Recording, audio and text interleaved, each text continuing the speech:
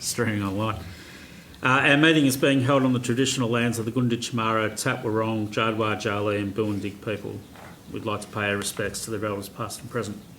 Please note all council meetings will be audio recorded and may be live streamed to council's social media platform, with the exception of matters identified as confidential items in the agenda.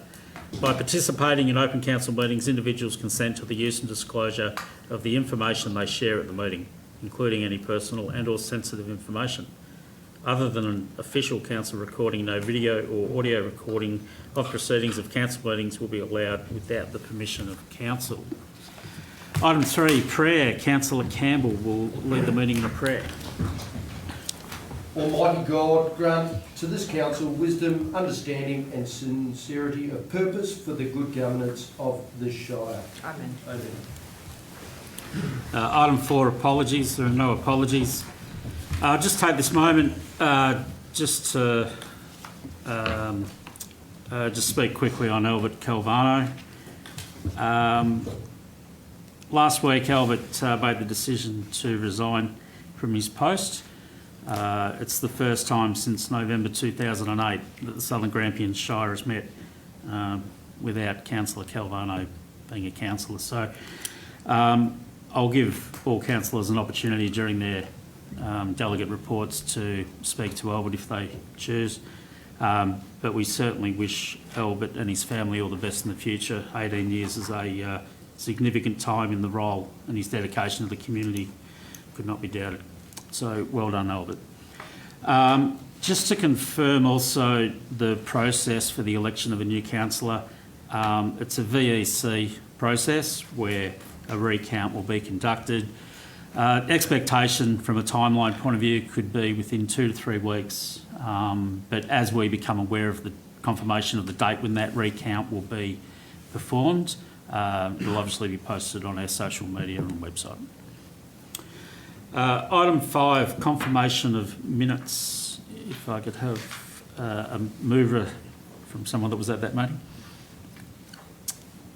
Councillor Henry and a seconder. Councillor Manning, all those in favour? Carried.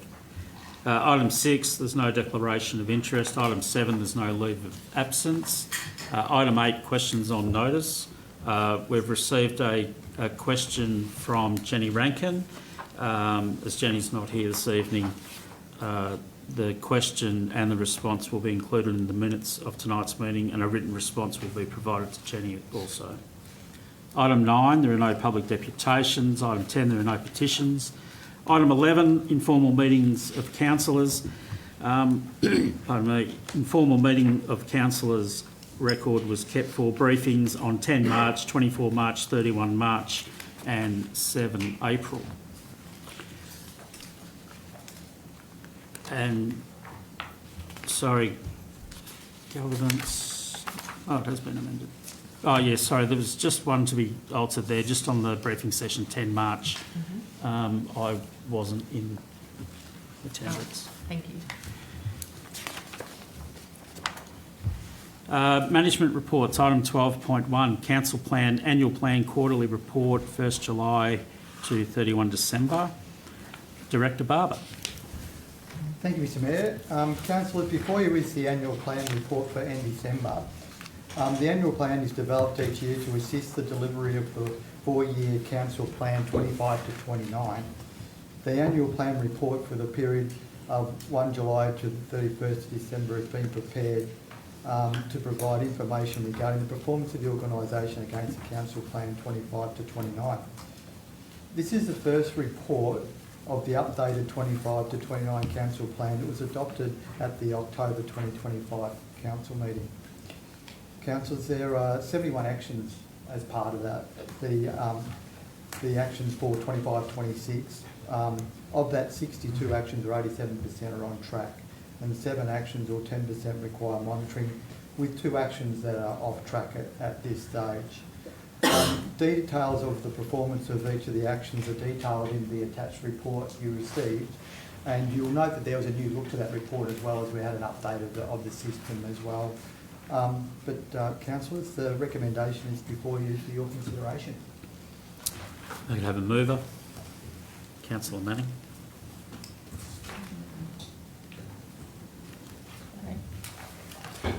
I move that Council 1 adopt the public, apologies, gone too far. I move that Council receive the annual plan report for 1 July 2025 to 31 December 2025. And seconder, Councillor Barber. Any questions of Director Barber? Councillor Manning. It might be for Director Barber or someone else. 2.1.1.3 mobile black spots. We had deliver mobile connectivity audit and engagement survey to identify black spots across the Shire.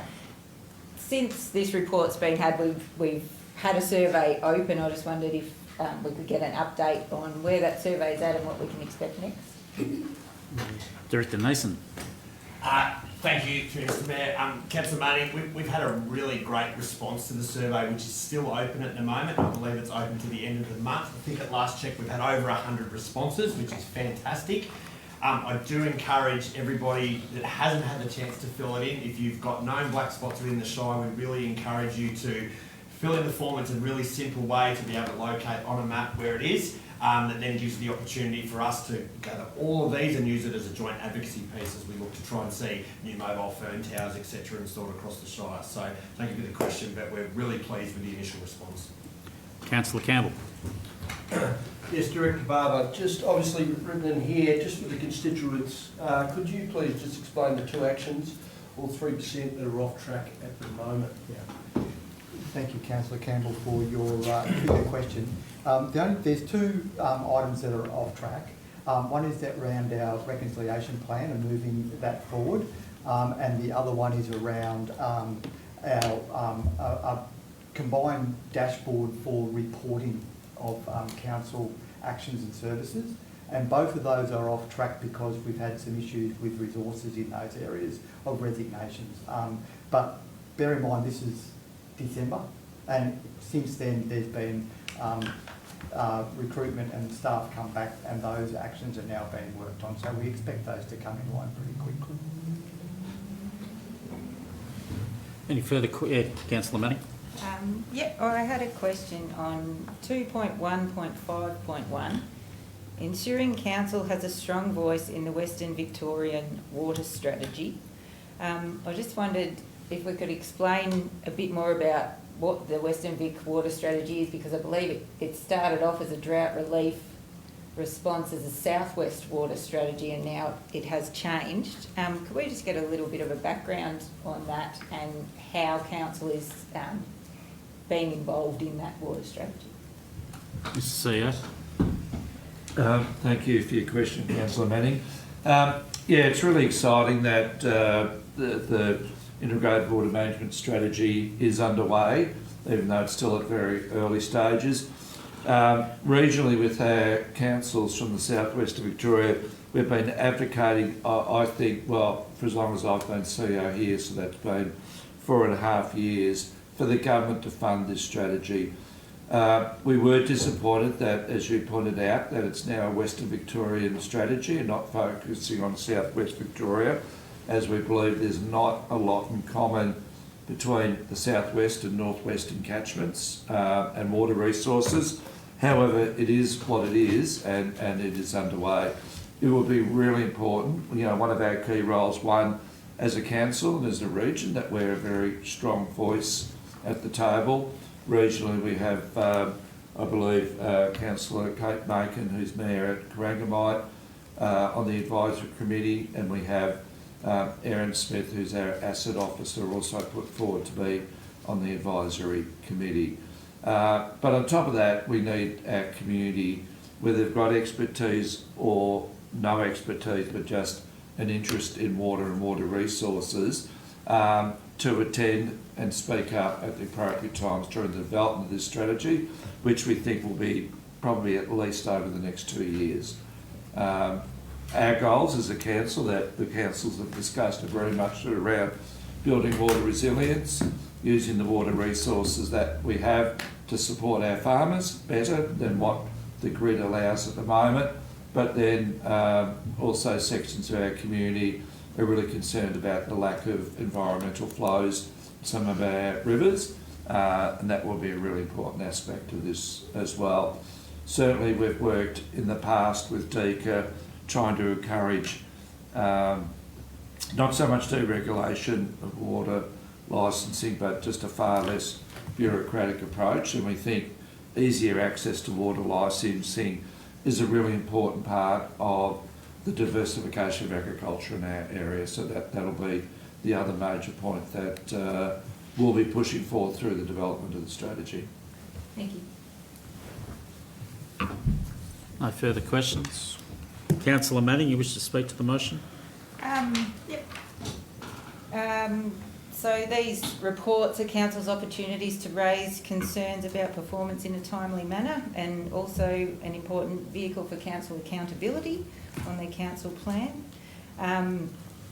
These happen quarterly and are available within the attachments for the public to read. So if there's anyone that's interested in actions on council plans and where things are at, I encourage the community to really use these reports as a starting point, and then email council or councillors to get more info. Any discussion for? Against? Councillor Manning, anything to close? Go to a vote. Those in favour? Carried. Item 12.2, adoption of public transparency policy. Director Barber. Thank you, Mr Mayor. Councillors, the report before you is the adoption of the public transparency policy.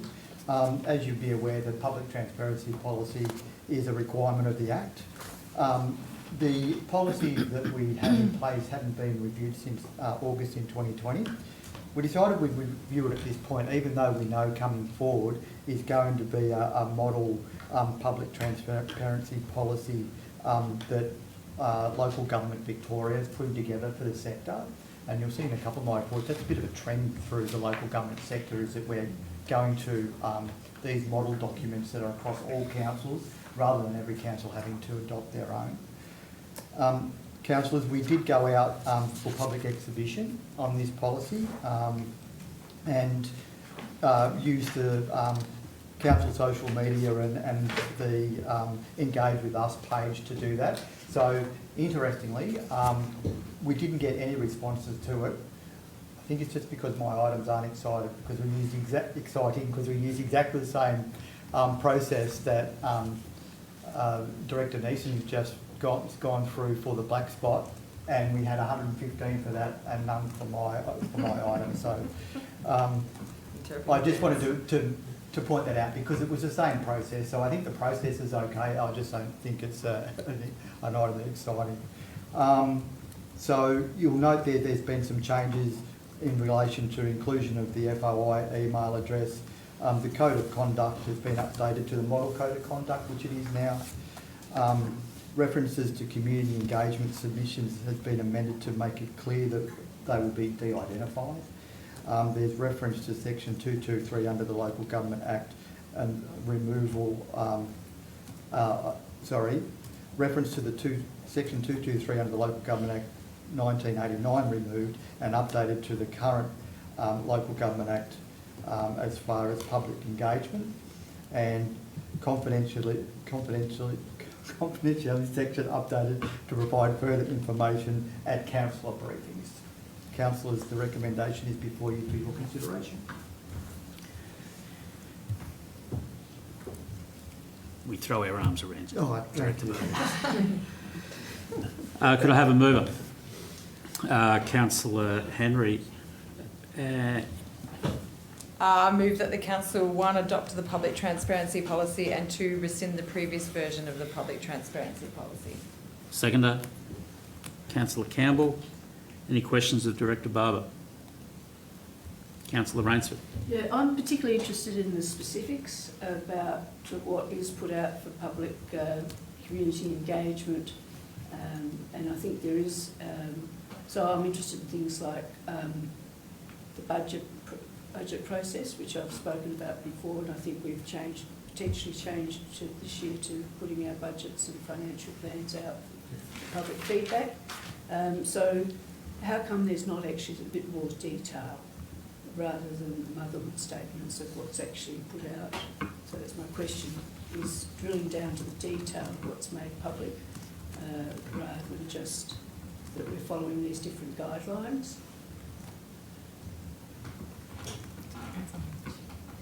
Yeah. Thanks for your question, Councillor Ainsworth. I think the policy that's in front of us really demonstrates to the public what we can make public, and if we make something confidential, how it can be accessed in the future if need be, and what the process is around that. So that's why FOI is really important as part of this document. Other documents we do then refer back to that. So for argument's sake, if you look at the procurement policy, it talks about transparency and it talks about confidential information. So it doesn't go into the detail, and I think your example around the budget is a really good one, because we tried a different way, and then council has said we'd like to go back to what we did but also keep what we've tried to increase that. So it's probably not something we put in the policy, but it just shows the flexibility and agility we've got around to be able to alter things based on how council sees is the best process and what feedback they've had from the community and how they'd like that change. So I think it gives the framework to be able to work through different documents and different processes and ends up in a result like I've just spoken about, Councillor. Any further questions? Councillor Henry, you wish to speak to the motion? This is obviously an important document. I look around the table and I would consider that we all became councillors to not only make good decisions but well-informed decisions and be able to inform our community, be that conduit between the organisation and our community.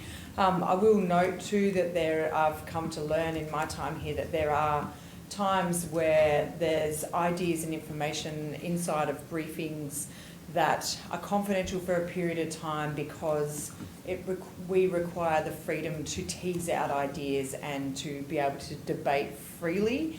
But I do like that notion that as much information is released as possible, except for, obviously there's market considerations at times, for the public to be able to see how we're making those decisions.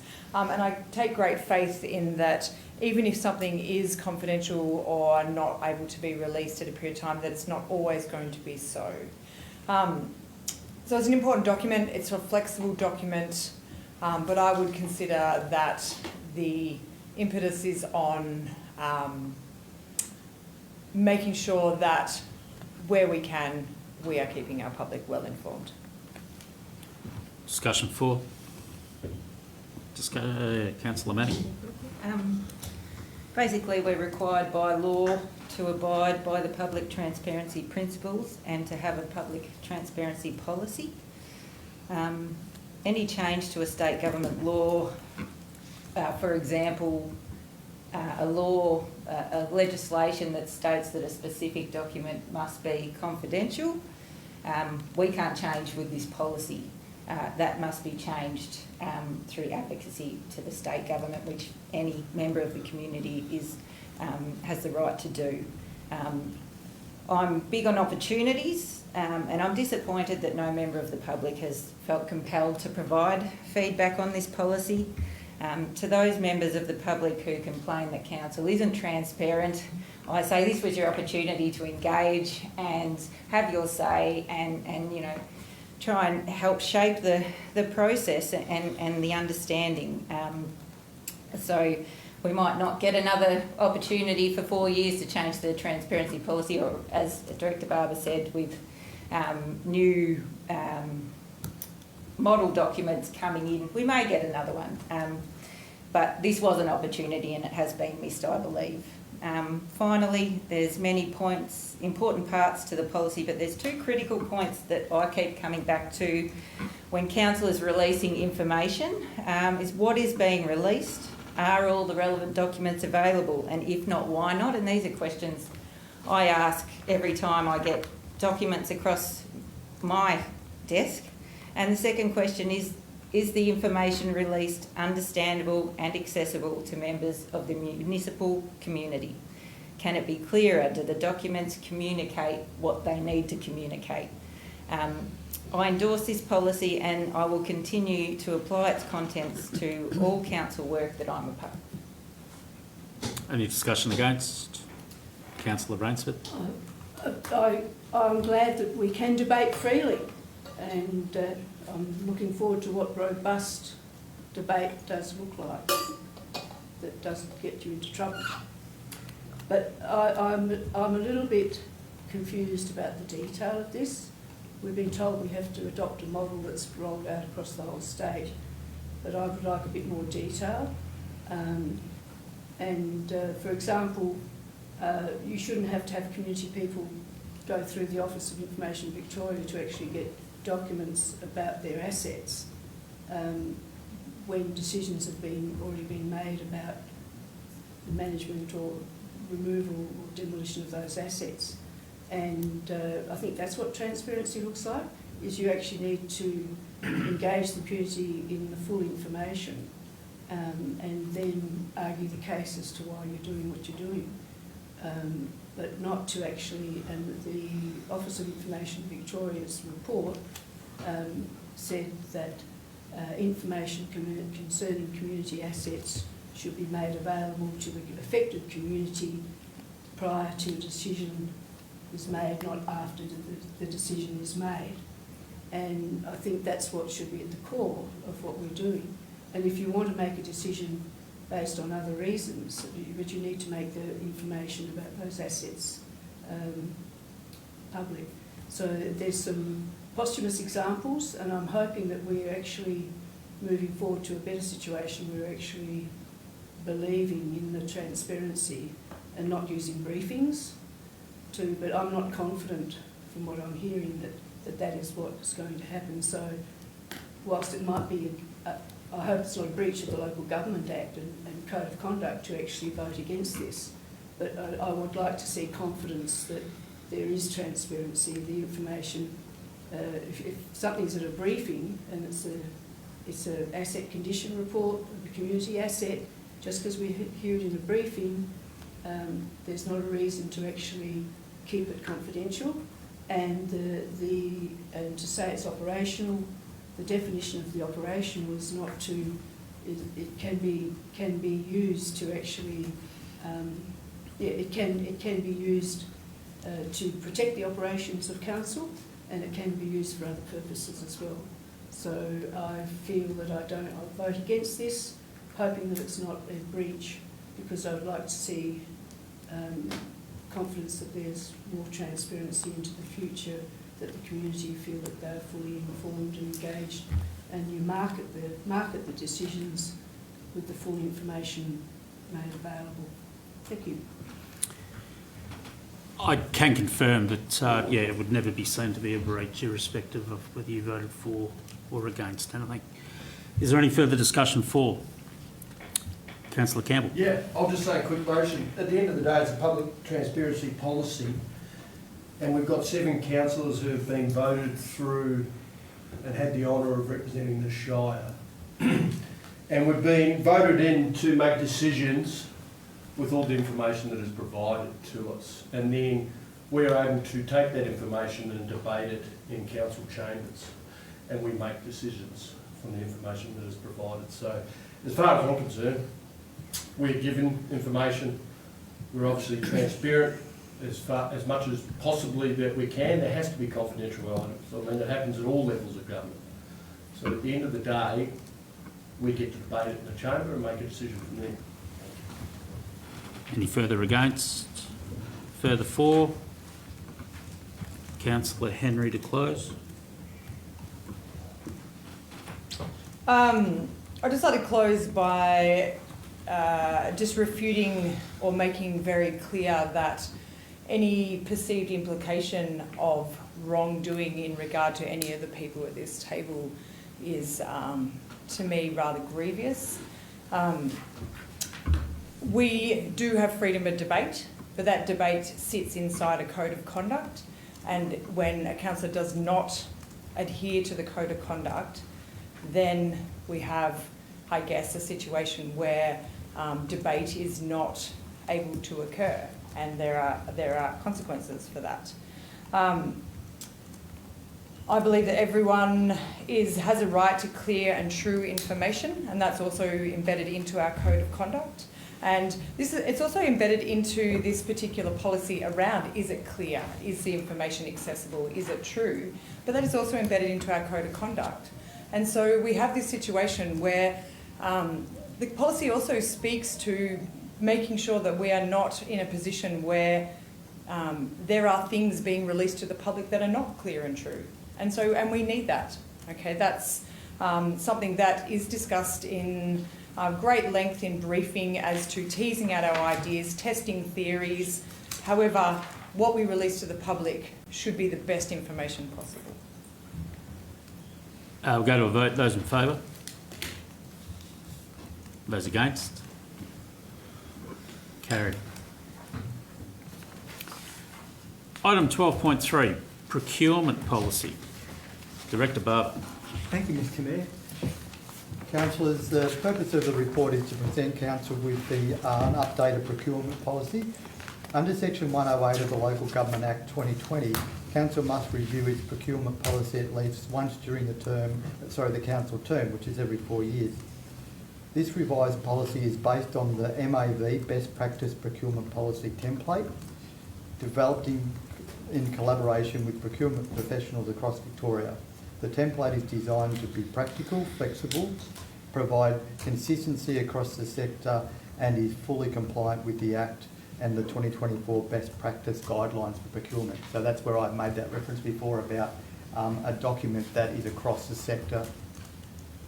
The policy continues to support probity, consistency, and a strategic alignment across all procurement activities, and aims to guide an open and fair competition, value for money and support for local businesses. Councillors, the recommendation is before you for your consideration. If I could have a mover. Councillor Barber. Thank you, Mr Mayor. I move that the Council adopt the procurement policy dated April 26th and note that the policy will come into effect on the date the operational guidelines are signed by the CEO. Seconder. Councillor Manning. Any questions of Director Barber? Councillor Barber. Yeah, thank you, Mr Mayor. Director Barber, just in Appendix 1, referring to the local businesses where a quotation for purchases below 150,000 has been sought and the price difference is within 10%. Is there any option, considering the current economic climate, for that threshold to be raised to give local businesses more chance in a competitive market, especially with building materials, etc., going up in price?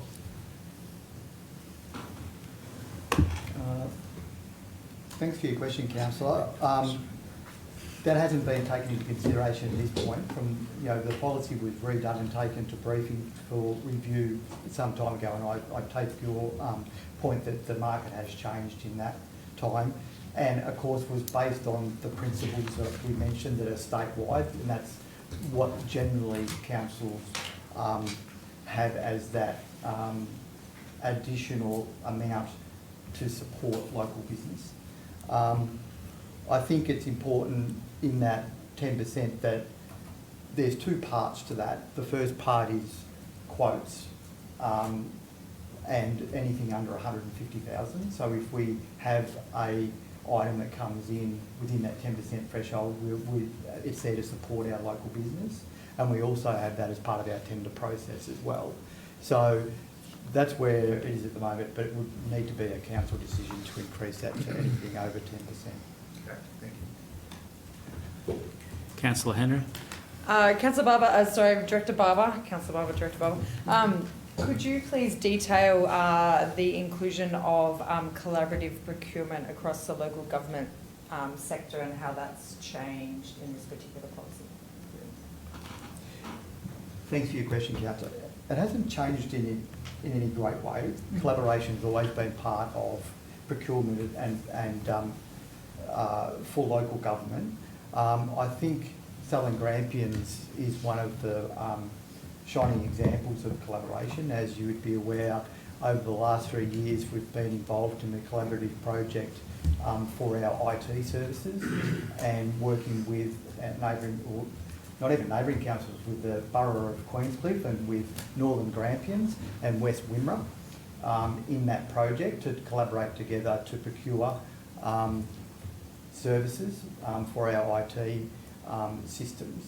So it works well, and the beauty of it is we've not only talked about collaborating to purchase systems in that particular example and been able to hopefully gain some extra savings in that process, but we've also aligned our systems that we can support each other when we have different resource needs and so forth as well, to ensure we've got continuity of business. So it's something that's been around for a while, but I think it's more and more being utilised, which is fantastic.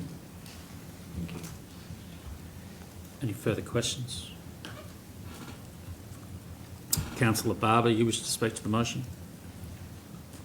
Thank you, Mr Mayor. I'd probably just like to just say, when I sort of came up with the transparency policy, it's good to see that there's statewide guidelines coming out now for these policies that you can help adopt and make it a little bit more of a streamlined situation, because it is a lot of work to bring any policy online. But it's also making every shire around Victoria being accountable for the same set of rules. So I think that's good that they're helping us out there. Thank you, Mr Mayor. Discussion 4. Councillor Campbell. Yeah, I obviously, as Councillor Barber was saying to the policy, I just want to say for all the local businesses in the Shire, educate, and you want to get involved with and have an opportunity to put your hat in the ring. Do some due diligence, follow the process, counsel, and I'm sure they've got people that can help you out to make sure that you, when you do put a proposal in, it's the best of your ability. So I really want people to understand that it needs to be professionally done. Educate yourself and have a go, because I know myself personally, I want to see as many local businesses contributing to the Shire and working with council and being proud of it too. Discussion against? Any further for? Councillor Henry. Oh, I just wanted to reiterate that this is probably another one of our really important policies. It's where the rubber hits the road and how we spend the money, and I'm heartened by the fact that we have that focus not only on the economics but also on the environmental factors, the social benefits and the ethical nature of how we spend our money. We have a regional collaborative approach. I too would encourage people to go along to the info sessions, get help with the tendering process, get on the panel of suppliers. It's a great way to, learn about the tendering process, but also obviously to keep our money local. Any further for? Councillor Barber, anything to close? Thank you, Mr Mayor. Go to a vote. Those in favour? Carried. Item 12.4, loan to community groups, rescission of policy. Director Barber.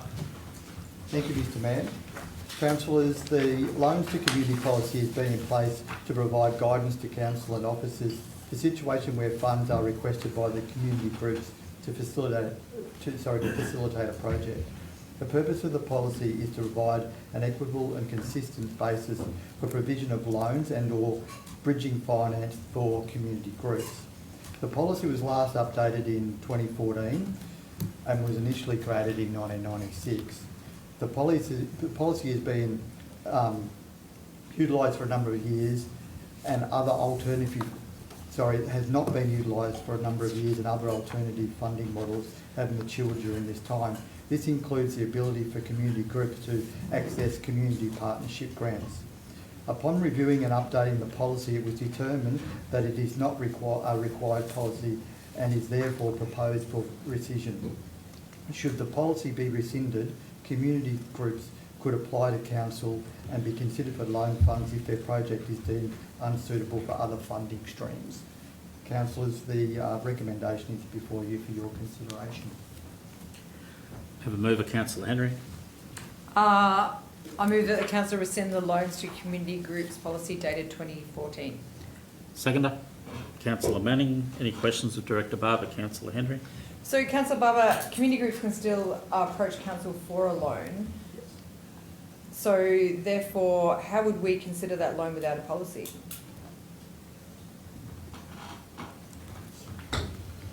Thank you for your question, Councillor Henry.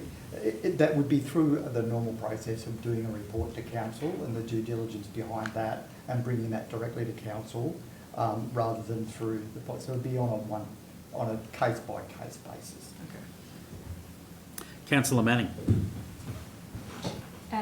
So the policy hasn't been used for a number of years. Do you have an idea of what kinds of things, do we have records of what it was used for, or often policies are created for a specific instance? Back in 1996, do we know why someone wanted to make this policy? Thanks for your question, Councillor Manning.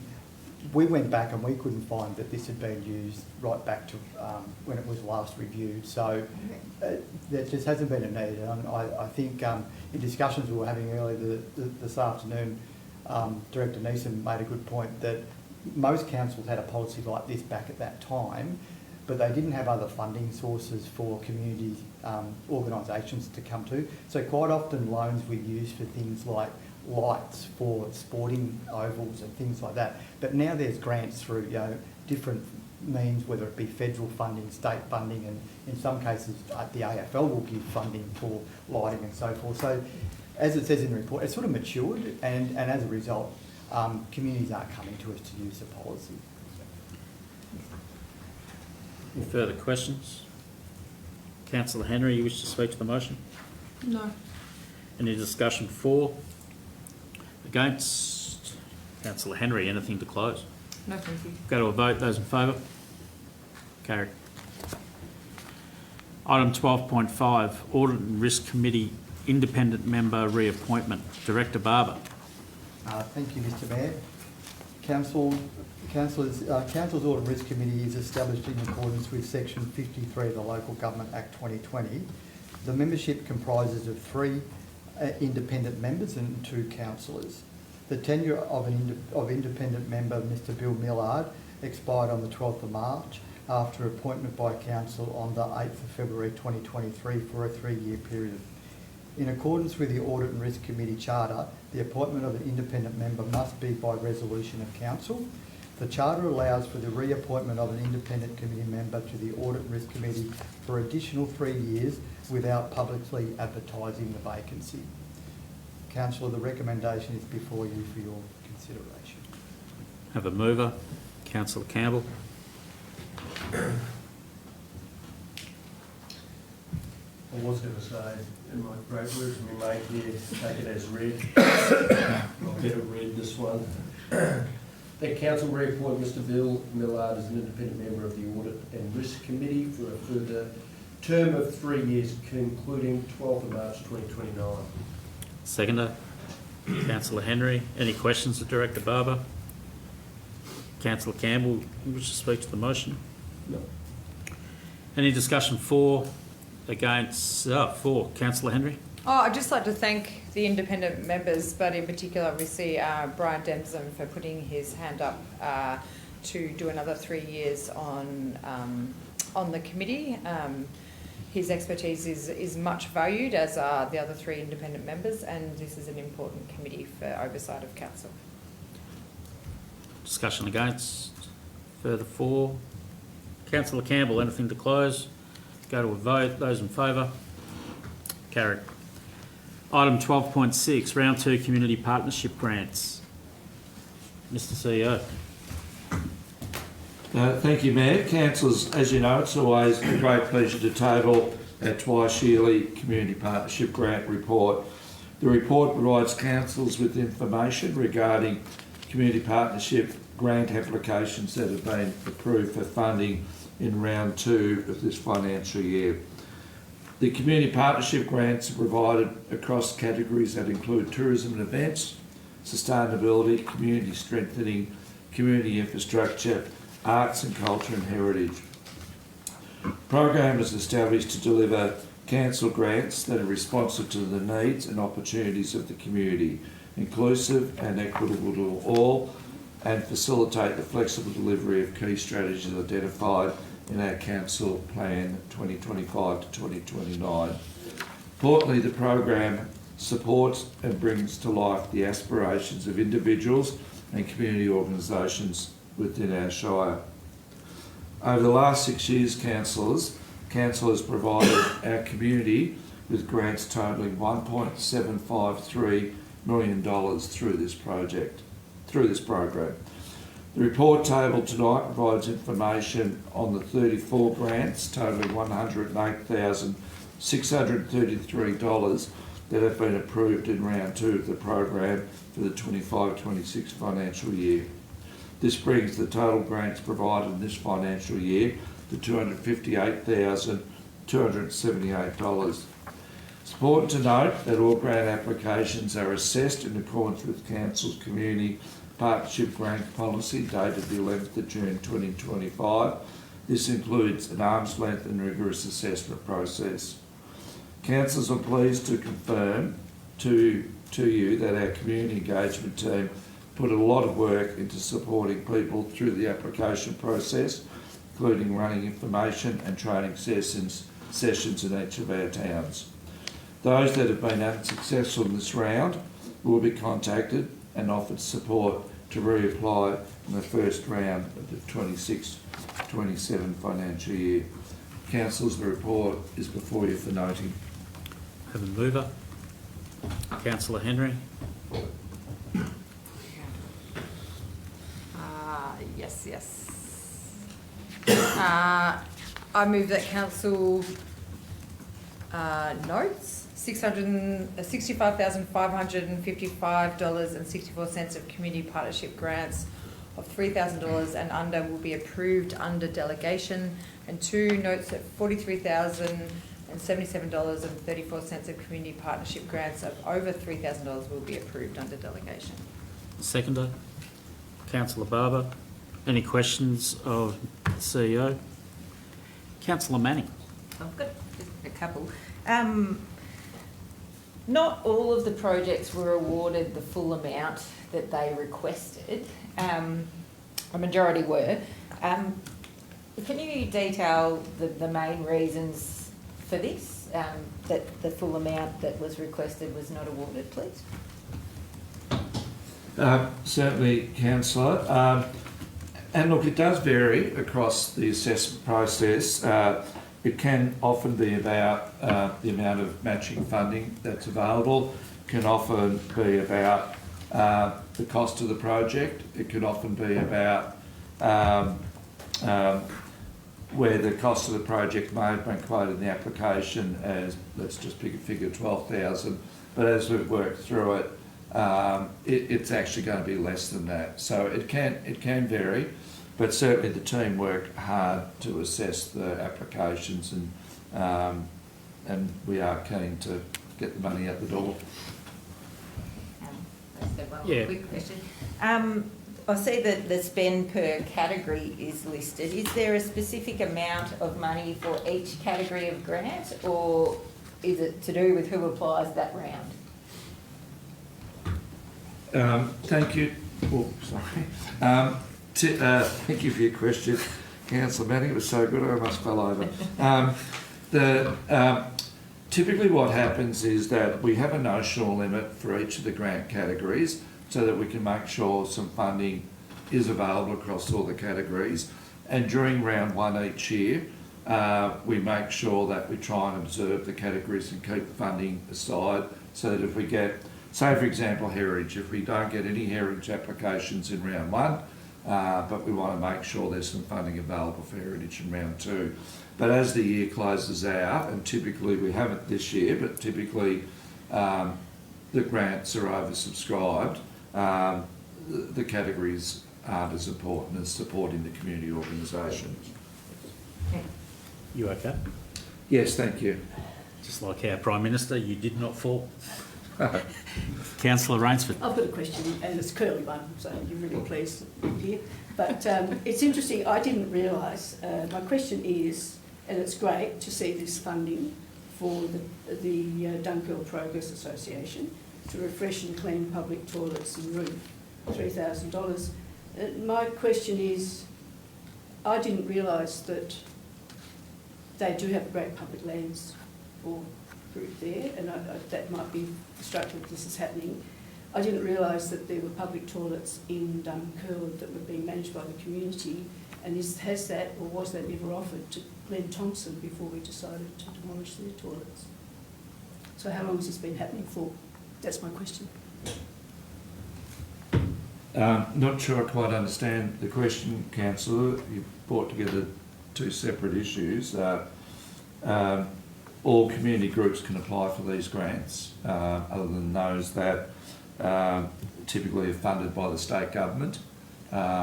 If community groups look after an asset, whether it's a toilet or whatever it is wish to apply, they can do so. We don't offer the grants to people. It's an application process. I'll clarify it with my next question.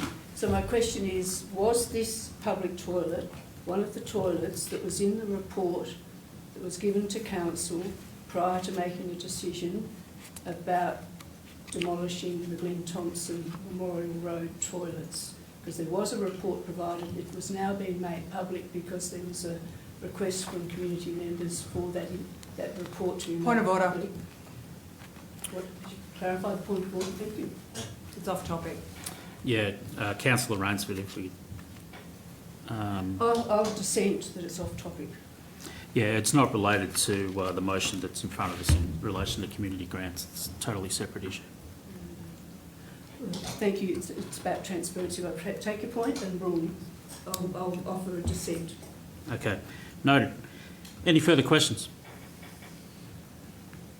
Councillor Henry, you wish to speak? Oh, sorry. I was just going to, I don't know if you have the exact detail, but one of the projects, a beacon over time, a Crathy historic restoration. Do you have any details on what that involves? Sorry, I just was interested. The short answer is no, I don't, but I can take that under advisement and get that information to you, Councillor. Councillor Henry, you wish to speak to the motion? Again, this is a program that, you know, it doubles itself, if not triples itself or more, in what it gives back to the community, and it relies on volunteers and volunteer hours often. I was really heartened by a number of the projects. There's quite a breadth, but I really loved that there is a creek to classroom discovering Penshurst aquatic fauna. I thought that was an excellent addition. There's a couple of new events in the arts and culture. I really loved that we will be having a youth-led market at Hurl for our young entrepreneurs, and I'm looking forward to listening to a studio album with the Women's Pop-Up Choir from Southern Grampians. Discussion 4. Councillor Rainsford. Yeah, I'd like to speak on behalf of these grants. I think they're fantastic, and we need to, as we go around in our community engagement, we need to promote them. It's interesting to see that Dunkirk's got about $23,000 of these grants. Coleraine, this is rough figures, about 17,000. Penshurst's got about almost $15,000 of grants. Pigeon Pond's 3,000, Branksome 3,000. Cavendish didn't have any applications, and neither did Glen Thompson, from what I can see, and about 20,000 for Hamilton. So we need to ensure that we encourage those members of the community that this is here, and we ensure there's equity, and that was part of my interesting fact before was all about equity and transparency. But this is a fantastic project which councillors are really keen to get on board with, and we've increased the funding over the years, and maybe we should increase it some more, especially if we're not having a loans policy, and that's something for future discussion in the budget. Thank you. Any discussion against? Further for? Councillor Campbell. Yeah, I'll be quick. I just, as we've all spoken, this is a great program that is run. I've said this before, but just don't be despondent if it hasn't happened this round for your community grant. Obviously, you'll be phoned by someone on the council or council to be able to educate you on why it didn't happen, but that doesn't mean it won't happen in the next round. So be positive, it's all going to a good cause, and I think as a community, all those small communities, speak and discuss through your local programs, and if you don't ask, you don't get. So have a go, and I think it's great. Any further for? Councillor Henry to close. I know, I'm fine, thank you. Go to a vote. Those in favour? Carried. Item 12.7, Coleraine Quarry rezoning.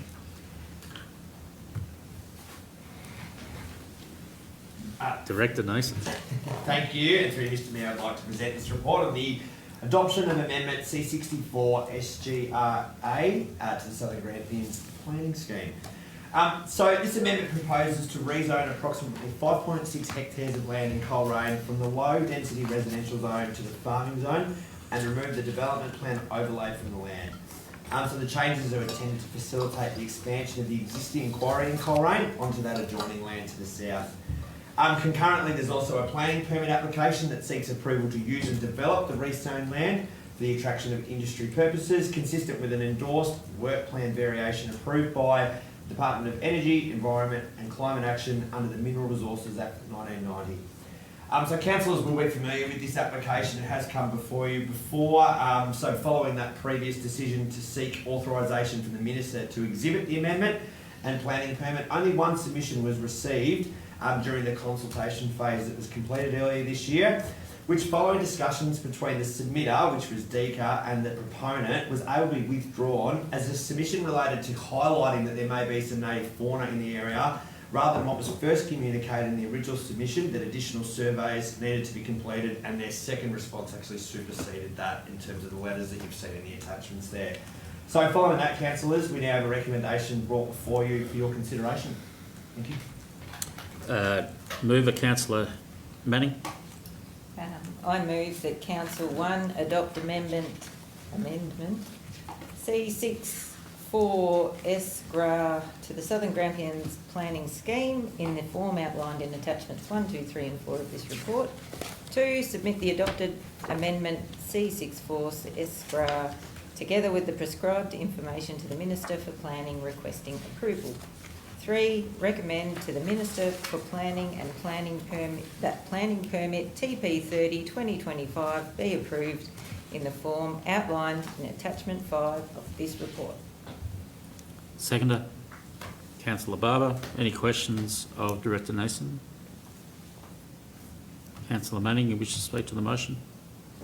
Yes, this is exciting. I believe this application has been in for a very long time. Congratulations on everyone for sticking with it and nearly there, I guess. Just to summarise, I was a little bit concerned that when I first read this and DECA looked like they had opposition to it regarding surveys, but to be clear, that has been clarified. No surveys are required by DECA. They just recommend that conservation listed animals may be in the area. So that's not a, what's the word I'm looking at? It's not an opposition. To summarise, the land to be rezoned contains no native vegetation requiring assessment. It's predominantly cleared. It has been historically used for the quarry, farming and other non-residential purposes. The rezoning will not affect waterways or groundwater. Potential visual impacts will be mitigated by vegetation and construction of earthen bunds. Noise is consistent with existing quarry operation.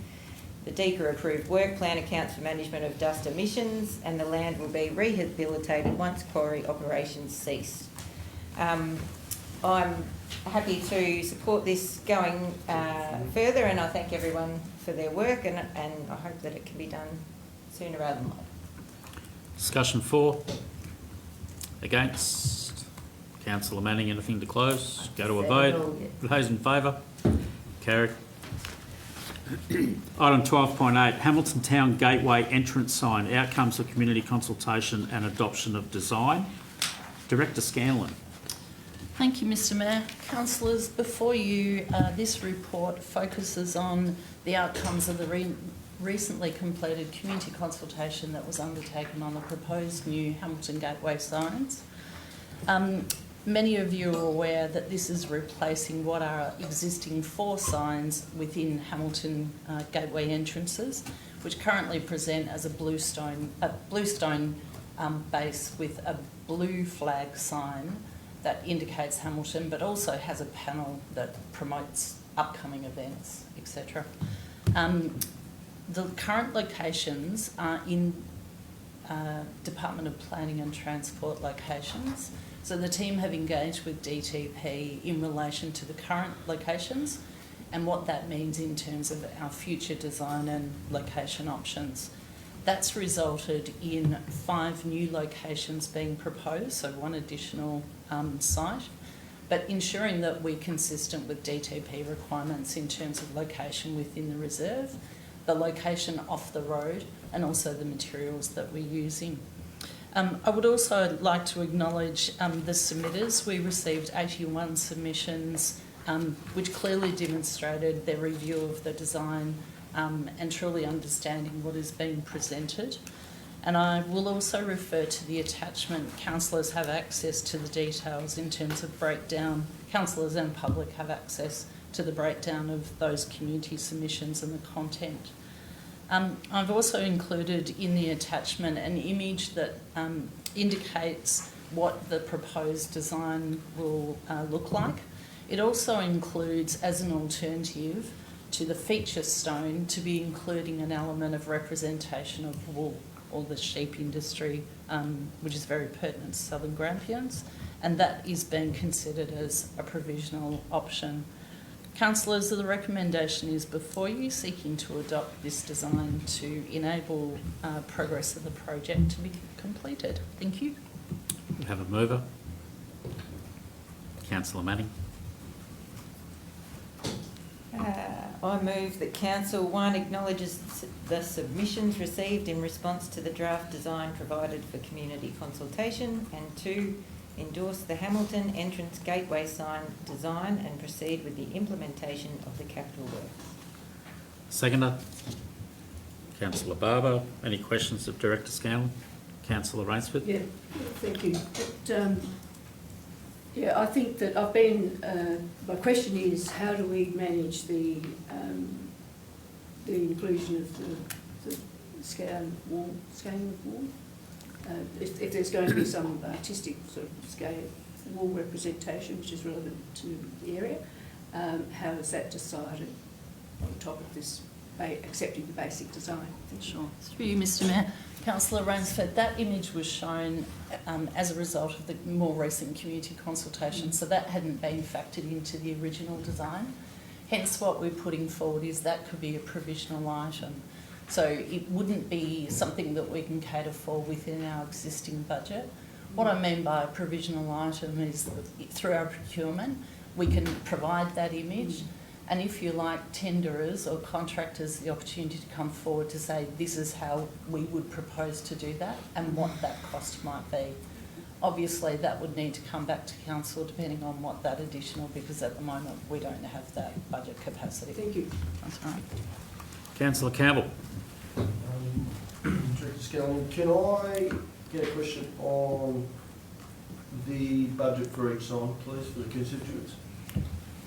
Thank you, Councillor Campbell. It is in the report, just if anyone is looking for it. It's within the current financial year budget. So we had a budget of approximately 200,000. Keep in mind that does include the design, development and project management. So that leaves us with about 180,000 for the implementation.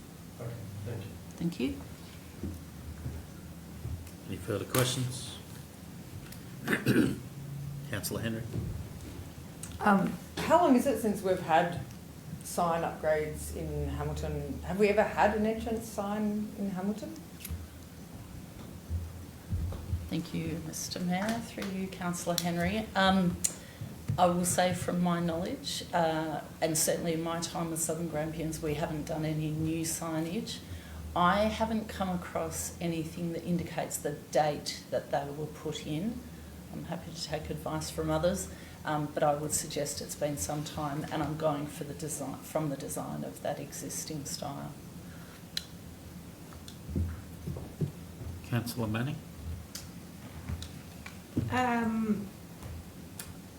quite like these designs. This project's been going on for a long time before my term as a councillor. We've got some exciting things happening. I think this is an exciting entranceway. I think the majority of community consultation were in favour for it. There's some little bits of design. It is a big cost. Times are tough, but I think it's important we have pride to the entrance of our major town. We're going to have some pretty nice looking buildings and facilities, and I think this is a bit of a taste of what is to come. So. I'll take that as you're speaking for. Sorry. Were you questioned? Yeah, that's all right. Did I put it? We can Sorry. remember what I said. Councillor Barber, you had a question? Sorry. Thank you for your use, Mayor. Director Scanlon, I found the figure that you were just talking about. So, currently 162,954 remains in the construction, for the construction of the gateway entrance signs, with 18,694 expended on design, engagement and project management. Are you confident that 162,000 in our current environment, being that that's for allocation in the 24-25 capital budget, is going to still cover the costs? Through you, Mr. Mayor. With this project, as you might appreciate, there's a number of elements to it, and we will be project managing the supply and installation of those elements. So to get to this point, to be able to put a design forward that we feel can be achieved within budget, we have been working with local suppliers in terms of using the concepts to say, can we get some understanding of material options, but also what might be those cost options. That's informed where we are at the moment. Okay, thank you. Thank you. Councillor Rainsford? I speak in favour. Oh, no, we're still in questions. You have question time. Still. I went far too early. Yeah, no, Councillor Manning's first. Councillor Campbell? Oh, no. You're right. Councillor Manning, we've spoken for. Councillor Rainsford speaking for. Yeah, look, just for interest for those that we have had designs that are magnificent, and one design was going to cost all of the budget. You know, it's going to cost about 250,000, some of the designs. So, look, we aim pretty high with our initial designs, and this has been going on for about 15 years, I'd say. And in that time, and so these are affordable, and they suit the environment that we're in now. And we must be one of the last towns. I think that it might only be Glen Thompson that doesn't have statement signs for their community. I think Balmoral have got new ones. I might be wrong, but I think all of the other, about 10 townships have got something that is unique to their area, that they have come together as a community, and we have funded through these community partnerships. We've contributed to a lot of it. Some of them was maybe 2,000 or 3,000, some might have been $5,000 or $10,000 to it. So to get 5 signs with the overall budget of about 200,000, I think is a reasonably good deal. I feel in some respects there's a compromise, but I think with the lighting, which is going to be enhancing what we've got now, and also we're moving on with our branding, which I think that's important. And I think there's the opportunity to include the wool scheme, how you say it. The rocks are great. I'm sure my daughter-in-law is a geologist who loves rocks around the world, will think lighting up a bit of sandstone is a very important. But you could have some ironstone that we find up in our property at Cavendish that I trip over occasionally. That's like a whole ball of gravel that's stuck together.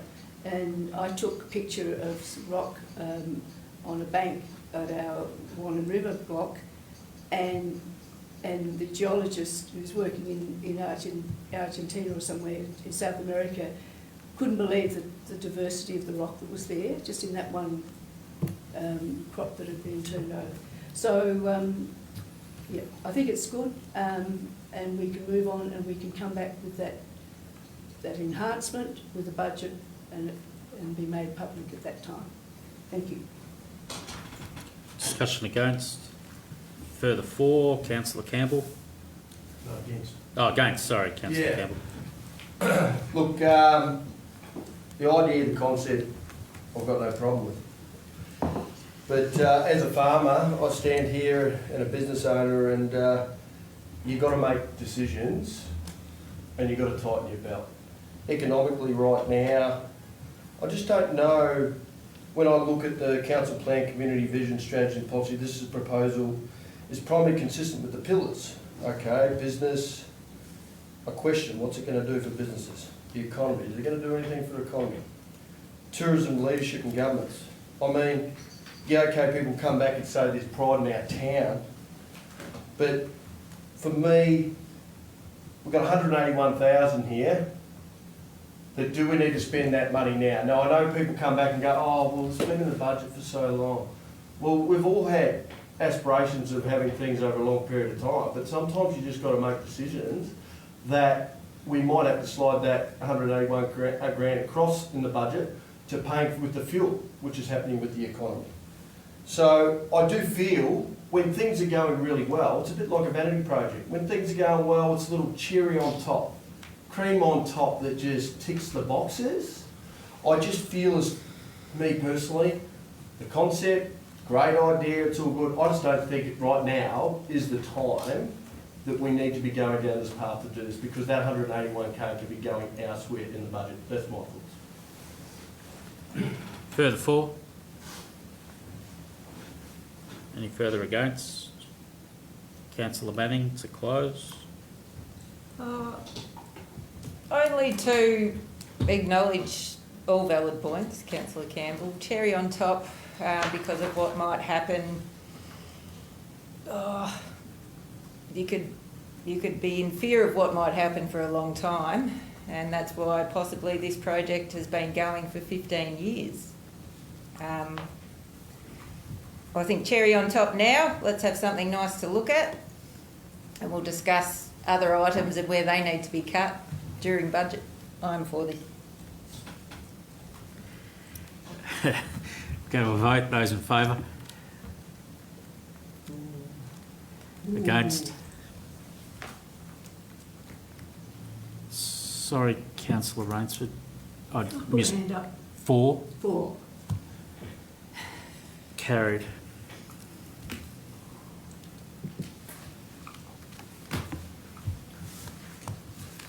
Item 12.9, Waste Management Report, Curbside Glass Service. Director Scanlon. Thank you, Mr Mayor.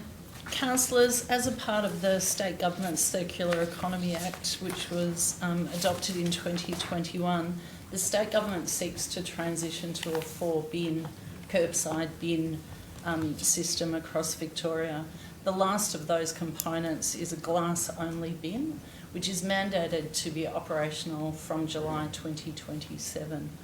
At the moment, local government don't have any standards in which to understand how that rollout and that process and the system would actually operate.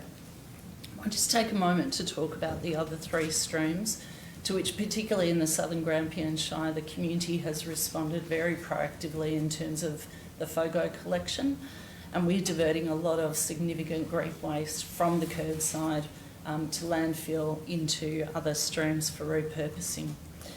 Furthermore, we've certainly seen a significant reduction as a result of the container deposit scheme coming on board. So the community are certainly embracing a number of the sustainability opportunities that they have before them. The proposed glass-only bin or curbside bin for glass only would be a significant financial impost, not only to council but to residents themselves. It is estimated that it would cost $1 million for council to enable this mandated service. That includes the purchasing and also the service provision for the glass-only bins. The report includes a cost to residents, which would be on top of their current waste charges. The report before you, councillors, does put a couple of options. However, there is a recommendation before you for your consideration. Thank you, Mr Mayor. Mover, councillor Rainsford. I'd like to move that council, 1, delay a decision and action on the full rollout of the curbside service until the curbside standards are released, acknowledging that council will not meet the mandated date to provide a 4-bin curbside. Well, it should say glass service, shouldn't it, in that? No, Yeah. still 4-bin. So the report's about glass. Yeah. And write to the state government advising that due to the delayed release of the service standards and the lead time required to introduce a dedicated glass service, council is unable to comply with the 1st of July 2027 deadline to introduce a waste glass curbside service, and advocate to remove the legislative requirement for a mandatory glass service. And I'd like to include full rollout of the curbside service. Yeah, I suppose the full rollout does include the 4 bins. Thank you. So just That's as is written. So are you adding more, or just No, as? no, Okay. I've just, as I've realised reading it out, the full curb rollout does include the 4. Thank you. Yeah. Just to confirm, Councillor Runts has moved to the motion as written and read. Seconder, Councillor Campbell. Any questions of Director Scanlon? Councillor Henry. Director, do we understand currently what percentage of glass makes up the recyclables in our bin, and could you expand on what the reasoning is for getting glass out of the recycling bins, please? Through you, Mr Mayor. Councillor Henry, we don't have categoric detail on volume. Certainly observational and intel from our waste collection contractor. We know that it is minimal. And certainly there's a bit of commentary in the community about what would be the regularity of that service given the uptake through the CDS, and therefore not necessarily, or perception being not necessarily the need for regular servicing when it's only for a couple of items in terms of glass bottle items. Your second question, sorry, Mr. Councillor Henry. What is the reasoning in the Waste Act for removing glass from recyclables? Exactly. So within the Act, it talks specifically about materials that can be repurposed into other streams. I would have to say, as a part of the details in terms of roll out the glass, that also remains unknown in terms of clarity. There's still questions being asked about why can't the CDS be taking up some of that glass and managing it. There we go. Fix the clock. It's not Director sensor. Neeson, I've got another job for you. That's weird because my computer just went out as well. There you go. I'll continue. Sorry. I just pressed my computer and it started. The lights came on. And so officers and councils are formally asking what is state government doing in terms of considering increasing the capacity and opportunity for glass to be going through the CDS as opposed to a curbside service. There's a lot of questions in that space. A lot is unknown, but primarily the purpose is to repurpose waste materials as resources. Councillor Campbell. Yes, Director Scanlon. Two questions.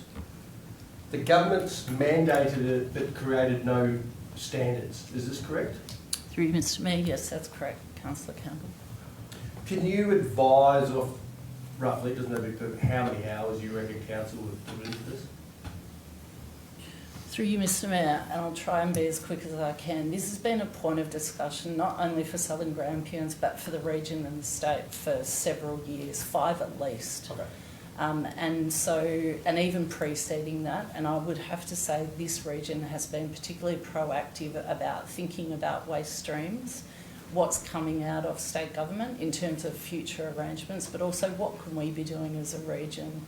And I have to say, as a region, we're doing something, quite significant in other waste areas. With glass, there is still so much that's unknown, particularly in terms of what are those standards and what that means for council and other options. Councillor Rainsford. My question is about, the amount of glass that actually is contaminating the cardboard. I think that's the issue of the smashing. But how can we know that we're not getting that information? My question is, I heard that Glenelg Council delayed, they've only just got a green FOGO thing, And I heard the discussion that there was you had to wait until you had time to order these bins, because there's a lot of bins to be ordered. If we did need to do it next July, or before next June 2027 or July 2027, how are we going to go getting bins? Thank you, Mr Mayor.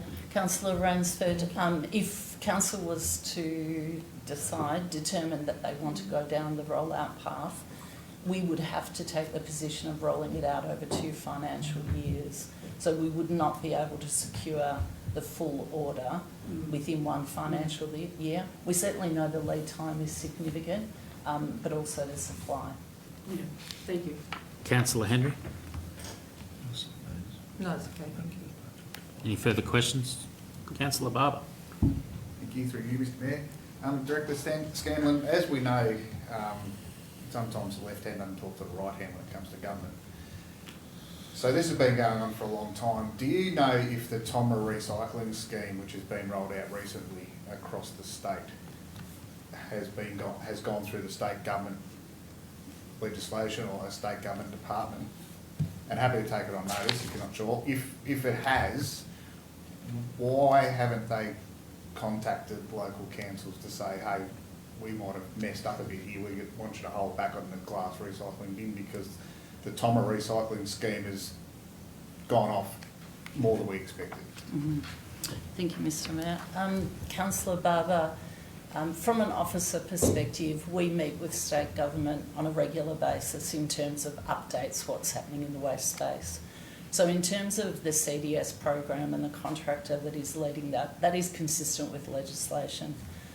All the questions that underpin that in terms of the success of the CDS, what are the other capacity opportunities? Are there, missed thinking in terms of what it could be? They're all the questions that are asked by, I would say, the majority of councils across Victoria. Through those regular forums that we have with state government, we're often informed that the standards are imminent, but that has been going on for months and months. We've also made direct contact with the contractor who manages the CDS in terms of, specifically to Southern Grampians, we've had a couple of communities that said we would like to have a scheme within our community, of which there's a couple of different options. The consistent feedback we get is the current provision is servicing the Shire's needs. We get high-level information about volume, so it's very hard to get what is the actual collection volume within Southern Grampians and how does that compare from standard volumes, but it's very high level. So I think they're all the questions that we've been asking as well, and really something that I think as an industry we can be working better together on. Any further questions? Councillor Rainsford, wish to speak to the motion? Just quickly, I'd like to congratulate the officers in this particular area. They've done very good work and a very comprehensive report on the different options and the costings. I think that's a credit to the work and the approach on an important issue like this. And we look forward to using our MAV and lobbying capacity to ensure that the goal is to have a successful, affordable recycling circular economy, and we're bought into it, but we feel that they've compromised it in a way by actually doing one part of the project and now we're doing the other, and it's affecting the balance and the costing. So congratulate you on your work and see what support there is for this. Discussion 4, Councillor Campbell. Yes. I suppose all three, 100% I agree with these. People, the average constituent out there, they wonder why they get frustrated with government, right? So we get told that we're going to mandate something, but we don't provide any standards. So then we, all of a sudden, our council have to employ staff to spend money on this, when at the end of the day, they can't provide standards, so they shouldn't mandate. So in other words, until they actually bring in, this is going to be our standards, then they can mandate. We should not have wasted any time on this. We should have said no. But it's been dragging on for 5 years. Yes, we want to use our curbside stuff. And we're doing it. In the Shire, we're unbelievable. We've got FOGO happening, it's awesome. But to all of a sudden go, well, this is going to be mandated, we haven't got the standards, but we're going to give you another thing, and it's going to cost this much. Well, to me, that's not right. And it is actually frustrating. The average constituent out there would see this as a lot of money gone down the drain through wages dealing with this, when we've got no standards. But they want to mandate it. So it is very, very frustrating, and that is why the average person goes, there's a lot of waste. Pardon the pun. Any discussion against? Councillor Henry, for? I'd like to go a little step further and say, whilst I really appreciate what the Waste Act seeks to do, and I applaud the idea of reusing and creating income through waste,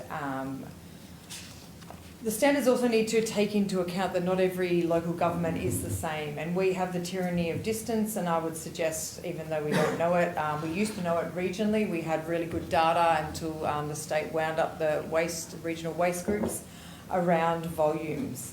And, you know, there is no point in us rolling something that is costly and may not be effective out without some standards, but I would hope that the standards will be rural and regional friendly and take into account and offer up some options and some funding as well. So I endorse the delay that's embedded into this motion. Further discussion for? Councillor Rainsford to close. No further comment. Go to a vote. Those in favour? Carried. Item 13, there's no notices of motion. Item 14, there's no urgent business. Item 15, Mayor, Councillors and Delegate reports. Councillor Manning. Thanks.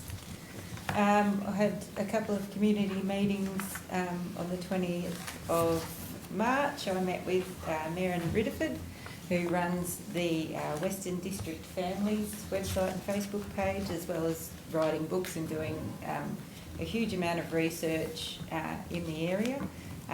Thanks to Maren for giving me her time. She gave a talk during Women's History Month at the library that I was unable to attend. So it was wonderful to hear of all the work that she has been doing, and I congratulate her. Her Western District Families turned 15 on Sunday, so that's a huge amount of dedication to history in the area and a great resource. I also met with Annette and Mark from the Dunkeld Arboretum and thanked them for their meeting and the great work that they do. And we talked about many things, as well as potentially getting some bin allocation or emptying, which is still a work in progress.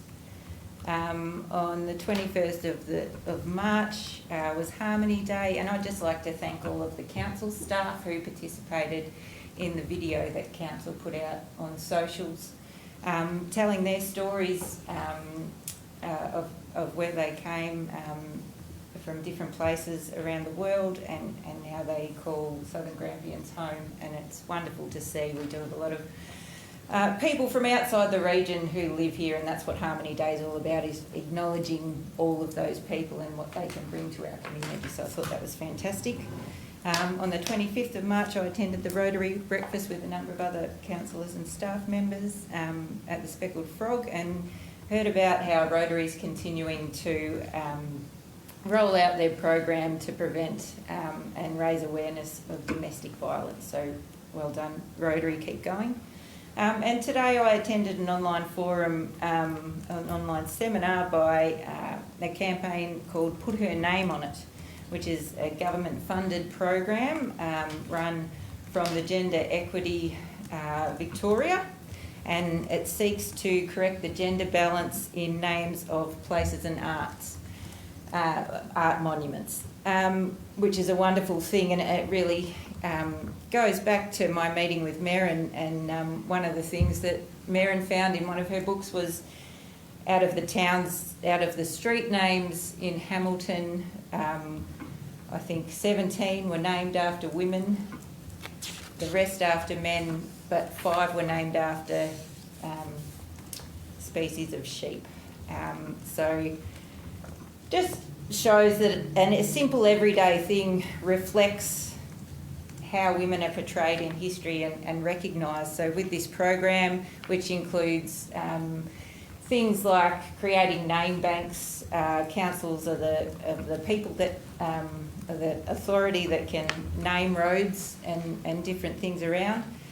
And I think it's really important going forward, so it's something I'd like to pursue. So thanks to Kerry Wilson and her team for putting on that webinar today. And also congratulations to Councillor Albert Calvano on his 18 years of serving this community. It's very impressive, a huge amount of time. I wonder how much time, if we added up over those years that Albert spent representing his community. Huge effort, and congratulations, and I hope he has an excellent retirement. Councillor Ainsworth.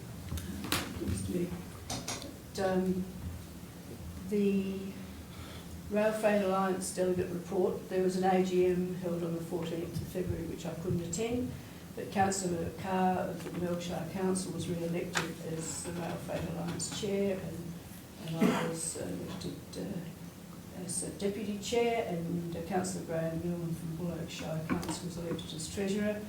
The Rail Freight Alliance General Manager Reid Mather it's Reid Mather again, and the executive meeting held on the 7th of April. We've got a Rail Freight Alliance policy paper, an advocacy report which has been provided to members of councils, member councils and councillors, and has also been widely circulated to members of Parliament, state and federal. And the full reports are available on the website.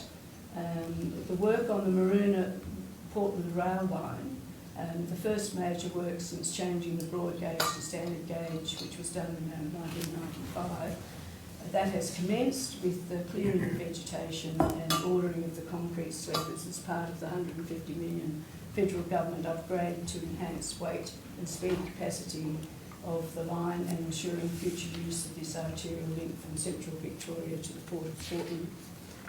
On March the 20th to the 23rd, I attended the second Women on Farms gathering to be held in Hamilton.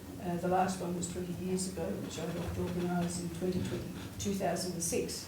It was another well-organised and attended event where visitors enjoyed our Hamilton showgrounds, Botanic Gardens, Hamilton Gallery, amongst guest speakers and activities, and congratulations to the event organisers.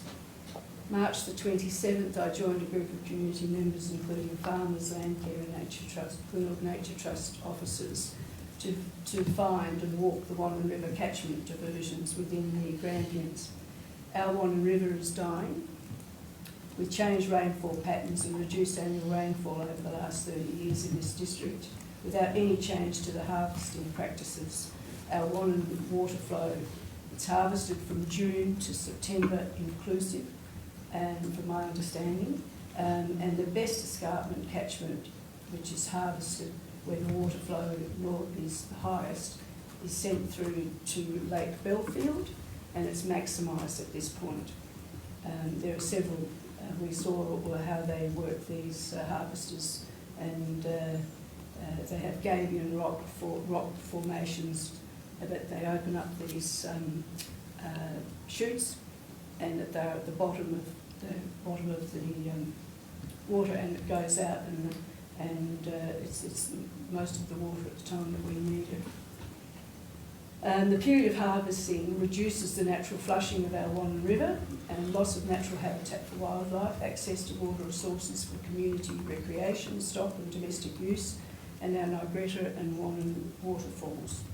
Alvin Elcock and CMA last year raised the need for an environmental flow allocation to be created through the formal water allocation process, and I will again be attending the next GWM water stakeholder meeting with the community members as we formalise a working group to advocate for treating our Wannon River with the same respect and values as our Glenelg River, which does have a management and environmental flow policy. On the 1st of April, I attended the Hamilton Regional Livestock Exchange to discuss the Southern Grampians composting project because I missed the cancellation notice. But I met Nathan, who's one of the officers, doing a great job, and met with some community members that had attended, but had also missed the cancellation thing, but it was worth me attending, it was good. A shout out to the Cavendish Red Gum Festival and the committee and the community that are hosting their biannual event this weekend. It commences on Friday with a gala art show in our memorial Cavendish Hall, and then the main event on this Saturday. There's an environmental forum in the morning at school, music in the park, stalls and heaps of activities for children. I think there's jumping dogs as well, so it should be a really good event. Doesn't matter what the weather is, we put on a good event there. We've done it through the break of the season. We've done it through all of the different, it's every 2 years, so don't miss out. Thank you. Councillor Campbell. Start of the month, I went to the Shire community engagement. That was fantastic. I want to thank Councillor Barber and Director Barber for their efforts on the barbecue. Very impressive.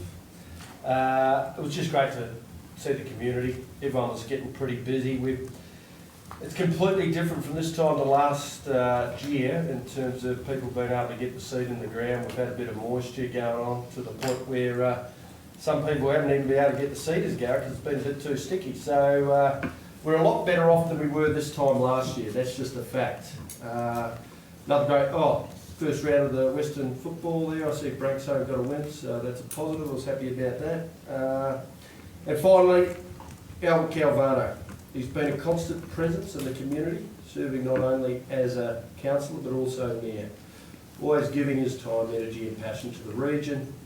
His commitment to the people of the Southern Grampians Shire has left a lasting impact that won't be forgotten. 18 years is no small feat on behalf of the community. We thank you, Albert Calvano. Councillor Barber. Mr Mayor. I'd just like to back up on what Councillor Rainford said with the Women in Farms seminar.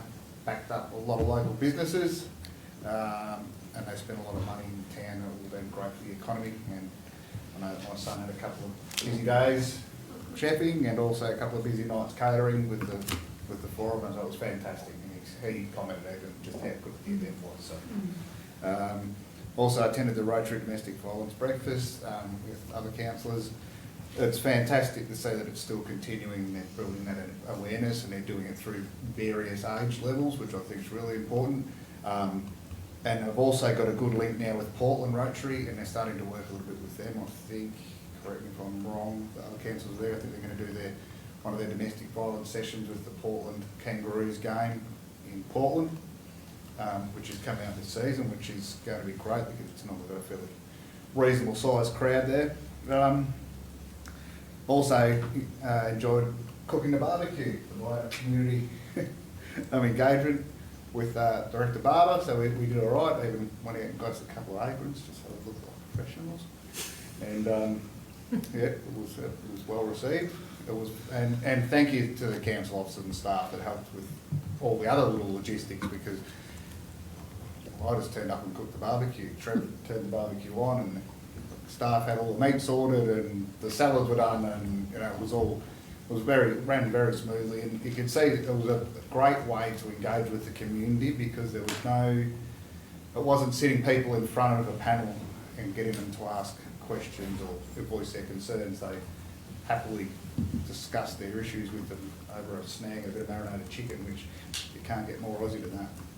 Apart from I was at council, so I couldn't have a beer with many of them, which a lot of them did partake in, which I think is fantastic. I just really enjoyed the Easter break in between, had a look around our local area, did a couple of day trips. It's always great to drive through our Shire and sneak down to good old Shire and have a look at the coast and enjoy that. And yeah, I'd also like to acknowledge Councillor Calvano for his commitment to Hamilton. I've known Councillor Calvano for a long time. He knows my father, knows my family, and he's always been just a voice and a scene at events. He's always almost the one you always ran into at, the Christmas parades, or, random things, he'd appear at the Australia Day, he'd always be kicking around, always at Anzac Day, and I think he'll be the sort of person in this community that will just continue that anyway, because he just loves it, and I know he's got a couple of grandkids and that sort of thing that are involved, like the Christmas fair. But I think 18 years, like Councillor Manning said, I'd hate to log the hours in a logbook that he's put in behind closed doors, in briefings and meetings, online, and, you know, in the community, and meetings like this. It would just be mind-blowing, I think. And, yeah, so no mean feat. There wouldn't be too many that are going to hit that benchmark of amount of years to service to a community, but he's done it. Well-deserved recognition, and we wish him all the best with his retirement. Thank you. Councillor Henry. Thank you. Bit of a busy month for me while our mayor was away eating duck in Vietnam. So lots of radio and meeting with constituents. I also turned 50, which was pretty intense, a little bit sobering. Thank you to the Buckley Swamp Hall Committee and the Viaduct Rec Reserve Committee for allowing me to attend their meetings and for their continued commitment to their facilities. Thank you to Rotary for the continued push to have respectful relationships embedded into our community. I did have the privilege of attending the Southwest Community Sports Awards in Warrnambool. So congratulations to a number of Southern Grampians sports organisations, but in particular I wanted to say congratulations to one of our local volunteers, Peter Hardy, who won Volunteer for Southern Grampians for his work in particular with the Cavendish Football Club. I too would like to thank Albert for his service to his community, and also I add my thanks to his family, in particular his wife Yvonne, who you know, we all know when you're at council you're not at home, and so it's a big commitment for families too. And I'd like to reiterate a shout out for the Red Gum Festival. There's a huge amount of work that's gone in, and it looks like a sterling set of activities, so get along to at least 15 of them. Thank you. Thank you. I'd like to thank the councillor group, in particular Deputy Mayor Councillor Henry, for allowing us still enjoy a normal life and have a holiday. And just to confirm, on those days when I wasn't eating duck, I was eating banh mi. At least one. On April 9, I attended a Talking Transport session here in Hamilton, run by Workforce Australia, presented by Bounce Global. It was just a great interaction group, just discussing the challenges of youth right through to elderly to access other areas that aren't Hamilton. So that's obviously going to be a strong advocacy point for our council moving forward. That was all for me. Just before we move to item 16, which is a confidential item, I'd like to thank the gallery for their attendance and all of those streaming online. Thank you. Thanks very much.